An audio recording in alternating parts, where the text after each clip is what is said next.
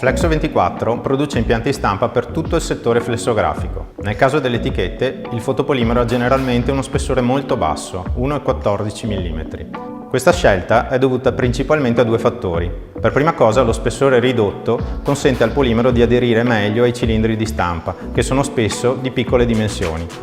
In secondo luogo, con questo spessore si ottiene la migliore qualità di stampa. Le lavorazioni, infatti, possono essere impostate ad alta definizione, 4000 dpi, e con retini fino a 80 linee al centimetro. Nel preparare un PDF per il cliché per la stampa di etichette, l'operatore grafico deve sapere che le abbondanze tra i vari elementi grafici vanno tenute al minimo e anche che è necessaria una particolare attenzione nel caso siano presenti dei testi in negativo.